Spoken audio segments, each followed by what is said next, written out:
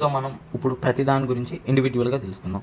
So first వచ్చేసి chat GPT అనేది ఏంటంటే అందరికీ తెలిసిందే ఇప్పుడు ఆల్రౌండర్ అసిస్టెంట్.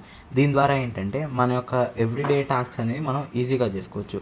నెక్స్ట్ వచ్చేసి డీప్ సిక్ అనేది ఏంటంటే ఎవరైతే డేటా అనాలిసిస్ ఉన్నారో వాళ్ళకి ఈ ఏఐ టూల్ అనేది బాగా పనిచేసిద్ది. అంటే జస్ట్ మీరు ఒక టాపిక్ నుంచి ఇంకో టాపిక్కి మూవ్ అవ్వడానికి ఈ ఏఐ టూల్ అనేది మీకు బాగా హెల్ప్ చేసిద్ది రేదర్ దాన్ చాట్ జీపీటీతో పోలిస్తే. నెక్స్ట్ వచ్చేసి క్విన్ 2.5 మ్యాక్స్. ఇదేంటంటే ఎవరైతే ఎంటర్ప్రైజ్ లెవెల్లో ఏఐని తమ యొక్క బిజినెస్లో వాడుకొని ఆటోమేషన్ చేసుకోవాలనుకుంటున్నారో ఈ టూల్ అనేది వాళ్ళకి బాగా ఉపయోగపడిద్ది. సో ఈ ఏఐ టూల్స్ని వాడుకొని మీ యొక్క నీచ్ ఏదైతే ఉందో మీ నీచుని తగ్గట్టు మీరు ఏఐ టూల్స్ని వాడుకోవడం ద్వారా మీ ప్రొడక్టివిటీ అనేది ఇంక్రీజ్ అయింది.